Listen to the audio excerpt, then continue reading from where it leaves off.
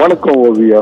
அதாவது நீலகிரி மாவட்டத்தில் சூழல் சுற்றுலா பாதுகாக்கும் வகையில் பிளாஸ்டிக் பாட்டிலுக்கு தடை விதிக்கப்பட்டுள்ளது. குறிப்பா பார்த்தோம்னாக்க நீலகிரி மாவட்டத்துக்கு வரக்கூடிய சுற்றுலா பயணிகள் பிளாஸ்டிக் பொருட்களை பயன்படுத்தக்கூடாது என்று தடையும் விதிக்கப்பட்டது. இந்நிலையில பார்த்தோம்னாக்க இங்க வரக்கூடிய சுற்றுலா பயணிகள் அதிகமாக நாள்தோறும் ஆயிரக்கணக்கான சுற்றுலா பயணிகள் வருகின்றனர். இங்க வரக்கூடிய சுற்றுலா பயணிகள் அவர்கள் குடிநீர் தேவையை பூர்த்தி செய்யும் வகையில் வாட்டர் ஏடிஎம் மாவட்ட நிர்வாகத்தில் சார்பில் வைக்கப்பட்டுள்ளது.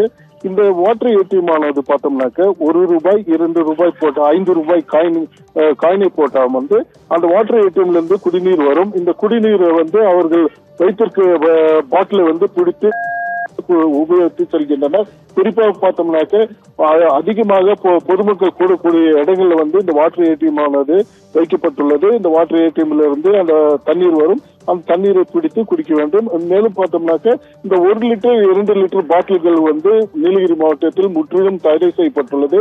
இதனால் பார்த்தோம்னாக்க ஆங்காங்கே வாட்டர் ஏடிஎம்கள் வைக்கப்பட்டுள்ளன. இந்நிலையில பார்த்தோம்னாக்க கேடி பாலடால ஒரு வாட்டர் ஏடிஎம்மும் இயக்கப்பட்டு வருகிறது. அந்த வாட்டர் ஏடிஎம் பார்த்தோம்னாக்க சில மாதங்களா முற்றிலும் பழுதடைந்துள்ளது. இந்த பழுதடைந்து அந்த வாட்டர் ஏடிஎம்குள்ள பார்த்தோம்னாக்க நாய் ஒருங்கக்கூடிய சூழ்நிலை ஏற்பட்டுள்ளது. இதனை அந்த பகுதி மக்கள் உடனடியாக புகார் அளித்து இந்த வாட்டர் ஏடிஎம் சரி செய்து பொதுமக்களுக்கு உதவும் என்று கோரிக்கை விடுத்துள்ளனர். நம்ம பார்த்தோம்னாக்கா அந்த வாட்டர் ஏடிஎம்ல நாய் உறங்கிக் கொண்டிருக்கிறது. இதனால் பார்த்தோம்னாக்கா அந்த மக்கள் மிகவும் ஒரு துயரத்துக்கு ஆழ்ந்துள்ளனர் மற்றும் மாவட்ட நிர்வாகத்துக்கு அறிவுறுத்தப்பட்டு அதை அந்த வாட்டர் ஏடிஎம் சரி செய்ய வேண்டும் என்று ஒரு வேண்டுகோள் வைத்துள்ளனர். ஓவியா.